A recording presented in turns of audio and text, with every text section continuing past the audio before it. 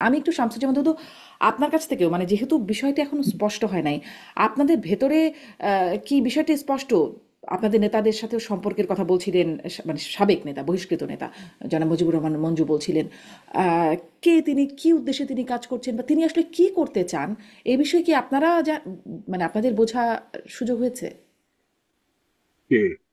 এই যে যে জনাব মাসুদ করিম, এনায়েত করিম, যিনি ভুয়া সিআইএ এজেন্ট হিসেবে পরিচিত পরিচিত দেন, বা না, আদৌ সিআইএ এজেন্ট কি? মাসুদ করিমের সঙ্গে মঞ্জু ভাই আগে যাকে তুলনা করবে সে এক ব্যক্তির না, যে ওই 28শে অক্টোবর না, বিএনপি আঠাশে অফিসে ঢুকে আঠাশে গেছে। অক্টোবরের এই লোক আর সে ভুয়া একই উপদেষ্টা লোক যে না। বাইডেনের আর একই একজন লোক না, ছিলেন। হ্যাঁ, হ্যাঁ, ওইটা অন্য বাইডেনের লোক। উনি ওই যে দায়িত্বে। মিয়া আরিফি।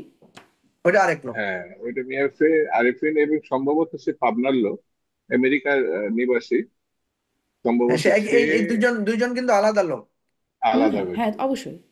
তো আমার কাছে মনে হয়েছে ওই লোকটি হচ্ছে সেই সময়ের আন্দোলনের সম্বন্ধে বিভ্রান্তি সৃষ্টি করা, পরস্পরের ভিতর বিভেদ সৃষ্টি করা, এটা আমার কাছে সেই সময় হঠাৎ করে বিএনপি অফিসে তার ঢোকার কথা না, এবং গিয়ে প্রেসের সঙ্গে কথা বলা। কারণ বিএনপির মতো একটা দলের সবাই যখন সমাবেশে আসে এবং তখন তো তার সেই দিন সে যে পরিস্থিতি, যেহেতু তার নামটা আসলো সেই জন্য।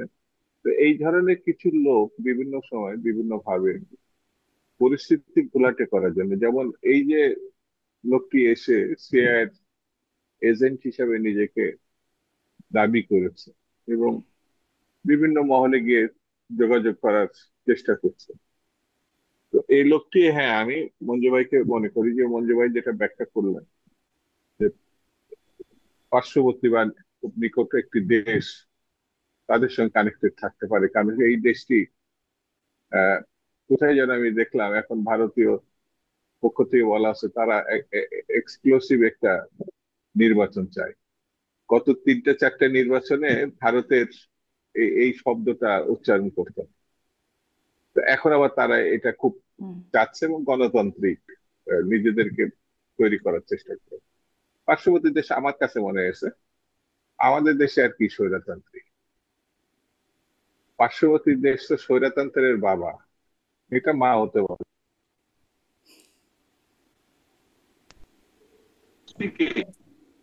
মানে তাদের প্রধান একটি জাতিগোষ্ঠীকে, যেটা মুসলিম বলা যায়, তাদের মানে একেবারে নৃশংস ভাবে তাদেরকে অত্যাচার ধ্বংস করার চেষ্টা করে। তারা যখন কোনো কিছু পদক্ষেপ নেবে, দেশ হিসেবে তারা বড়, তাদের অনেক বড় বড় হাতও আছে, সব স্বীকার করে।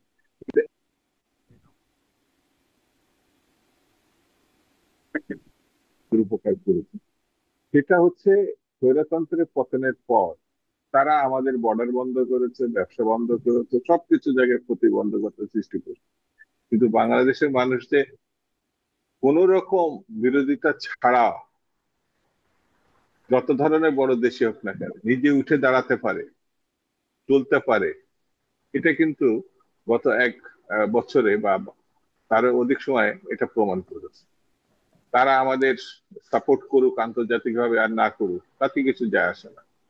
তো এখন অদৃশ্য শক্তির যে প্রসঙ্গটা আপনি নিয়ে আসলেন, যে লোকটি ইতিমধ্যে ধরাও পড়েছে, আমার মনে হয় আইন শৃঙ্খলা বাহিনী হেফাজতে যখন আসে তখন এটা কি ফ্রড নাকি সত্যিকারেরই ষড়যন্ত্রকারী বা অদৃশ্য শক্তি হিসাবে কাজ করার জন্য এসছে, এটা আমার কাছে মনে হতে পারে, সেটা বের করা সম্ভব হতে পারে।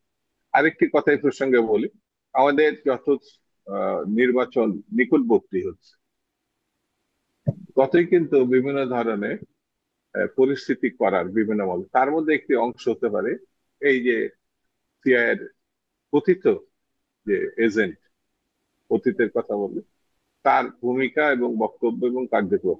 এখানে আমাদের মনে হয় মঞ্জু ভাই একটা কথা উল্লেখ করছে যে ওই সময় শওকত মাহমুদ সাহেব, উনি প্রথিতযশা একজন সাংবাদিকও বটে, তো বিএনপি তো ছিলেন, বহিষ্কৃত হয়েছে।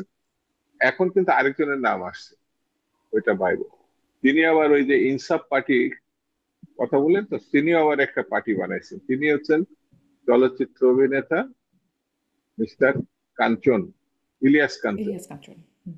তার নামটাও এখানে যুক্ত হয়েছে। তো এই ধরনের মানুষ আমার ধারণা অনেককে ব্যবহার করার উদ্যোগ নিতে পারে। কিন্তু বাংলাদেশে যে গণঅভ্যুত্থান হয়েছে এবং গণঅভ্যুত্থান পরবর্তীতে যে পরিস্থিতিটা এখন আছে, যত রকম ব্যর্থতা থাক যাই থাক, আবার ওই অবস্থায় ফিরে যাবে, মানে আগের অবস্থায়, এটা আমার মনে হয় এটা কোনোদিনই সম্ভব না। হুম। আওয়ামী লীগের মন্ত্রী, নেত্রী, এমপি তারা নিজেরাই নিজেদের ধ্বংস ডেকে আনছে। তারা নিজেরাই নিজেদেরকে কি গণহত্যাকারী লুটেরা নিজেরা নিজেদের প্রমাণ করেছে। সেই জন্য যত অদৃশ্য শক্তি কাজ করুক না কেন, পিছনে ফিরে যাওয়ার আর কোনো সুযোগ নাই।